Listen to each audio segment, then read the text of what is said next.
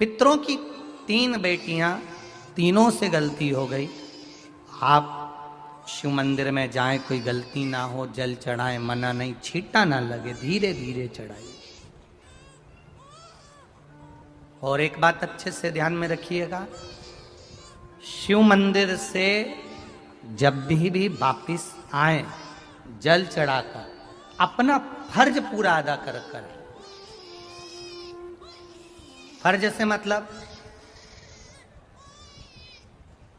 जब शिव मंदिर से वापिस आए, जो पत्ती, बेलपत्री, फूल शिव जी पे चढ़े थे वो नीचे शिवलिंग पे से नीचे गिर गए हो।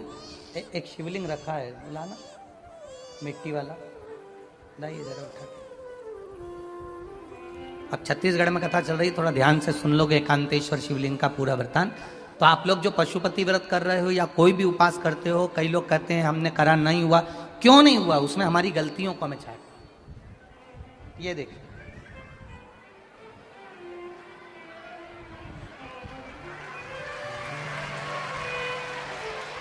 अब जैसे ये शिवलिंग रखा है, आपने जल चढ़ाया, अब जल आप यहां से चढ़ा रहे हो तो धीरे धीरे धीरे धीरे चढ़ाएं, जिससे छींटे बाहर ना, यहां तक छींटे रहे ना, जलाधारी तक चलेगा, बाहर ना गिरे। और एक बात का स्मरण रहे, यदि बेलपत्री, फूल, पत्ती जल चढ़ाने के बाद ये सब अगर नीचे गिर जाए, जलाधारी पर गिर गया या नीचे उतर गया, तुम्हारा पूरा जल चढ़ जाए, तुम्हारे पास में चंदन नहीं है, अबीर नहीं है, गुलाल नहीं है, कुछ भी नहीं हो, तो भी अपने हाथ की 3 उंगलियों से रेखा 3 खींचकर और फिर जो माला आदिक भगवान की रखी थी उसी से भगवान का वापिस पूरा श्रृंगार कर कर फिर वापिस आइए, भगवान को पूर्ण श्रृंगार।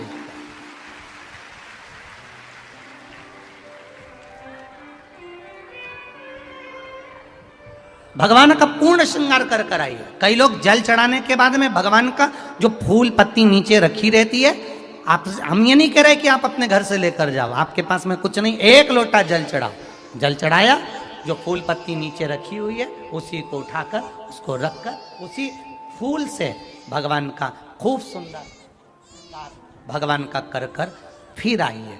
क्यों? शिव का जब हम श्रृंगार कर कर आते हैं, माता पार्वती जी ने देवाधिदेव महादेव का श्रृंगार किया है, आप लोगों के स्मरण में होगा।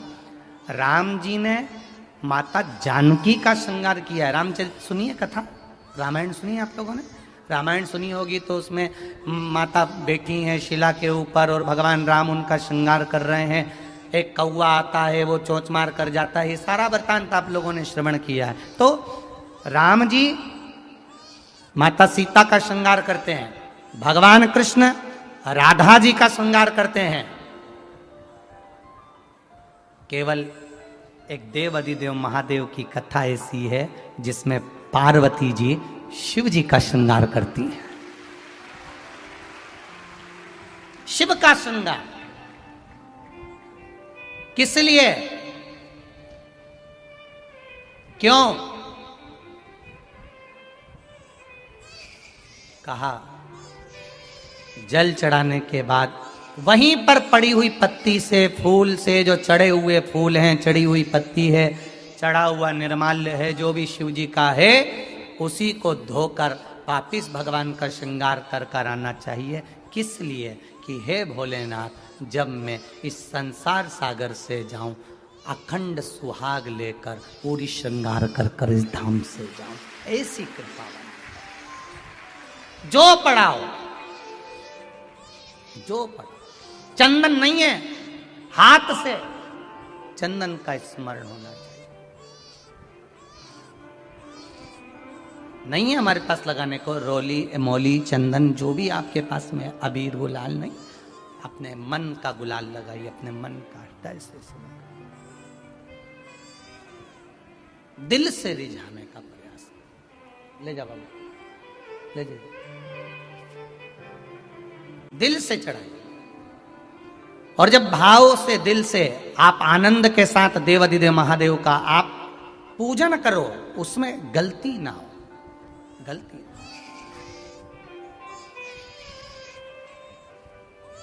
देखिए, पितरों की 3 बेटियों को श्राप लग गया। श्राप क्या लगा?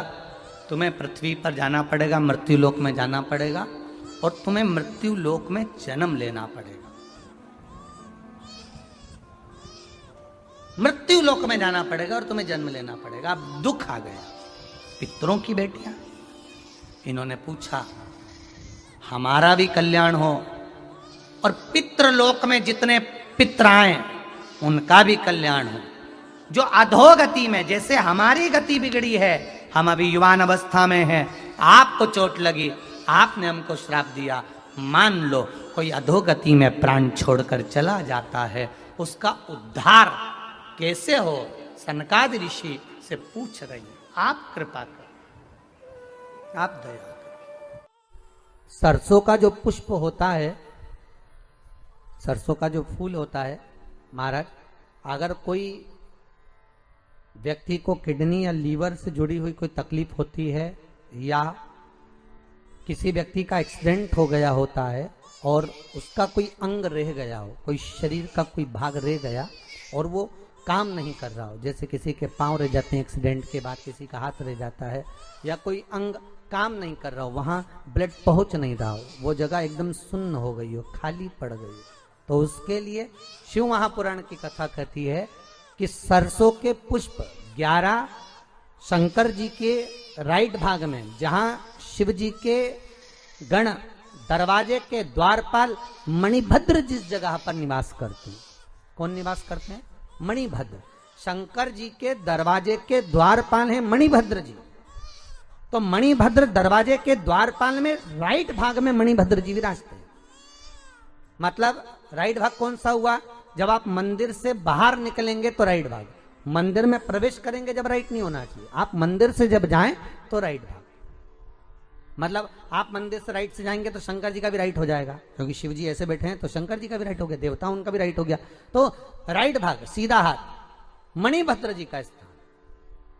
11 सरसों के पुष्प मणिभद्र के उस द्वार पर आप रख दीजिए, और मणिभद्र के द्वार पर रखकर अंदर जाकर 108 वापिस जब आप बाहर निकल रहे हैं, ये पुष्प आप रखने के बाद एक बार बाहर जाएंगे, फिर वापिस आएंगे मणिभद्र के रखने के बाद, और अंदर जाकर 108 सरसों के पुष्प शंकर को समर्पित करेंगे महाराज। उस सरसों के पुष्प जो शिव जी को आप समर्पित कर रहे हैं उसको वापिस लेकर आएंगे, श्री शिवाय नमस्तुभ्यम बोलकर उस सरसों के पुष्प को महाराज सरसों के तेल की बोतल में उसको डाल लीजिए। शंकर भगवान को किसी भी प्रदोष में, शाम के समय प्रदोष काल में उस तेल को वापस ले जाकर चढ़ा दीजिए शिव जी को, उसको वापस लेकर आ जाइए। उस तेल का प्रयोग आप नाभि में डालिए, और जो शरीर काम नहीं कर रहा उस स्थान पर कम से कम 15 दिन 20 दिन तक उसकी मालिश करना प्रारंभ करिए। बाबा चाहेगा तो चलाने का प्रयास कर देगा और वो अंग, वो शरीर काम करने लगेगा। एक बार माता सरस्वती जी ने लक्ष्मी जी से कहा, मैं बहुत परेशान हो गई हूं लक्ष्मी, मैं बहुत परेशान हो गई लक्ष्मी। लक्ष्मी जी ने सरस्वती जी से पूछा, क्यों परेशान हो गई सरस्वती, बात क्या है? परेशान होने का केवल कारण इतना सा है कि मेरा काम है गायन करना, करते रहते हैं, कुछ सोचते ही नहीं, उन्होंने उठाया और दे दिया। इनके दान का मैं व्याख्यान करते करते, इनके दान का वर्णन करते करते, इनके संपदा की कभी कमी नहीं होगी। अब वो तो के आ जाते हैं, लक्ष्मी जी कर रही, इतनी ड्यूटी बढ़ गई, इतनी ड्यूटी बढ़ गई कि मुझे दौड़ दौड़ कर उनके यहाँ संपदा देने जाना पड़ता। अब मैं भी परेशान हूं। अब ये दोनों परेशान होकर ब्रह्मा जी के पास गए। अब ब्रह्मदेव से कहा, प्रभु इतने में सरस्वती जी बोली, स्वामी स्वामी स्वामी। स्वामी जी ने कहा, क्या बात है? ब्रह्मदेव बोले, तुम दोनों आज मेरे पास किस लिए आई हो? सरस्वती जी बोली, मैं बहुत उठकर बोले, तुम दोनों से ज्यादा मैं परेशान, तुम दोनों से ज्यादा मैं परेशान हूं।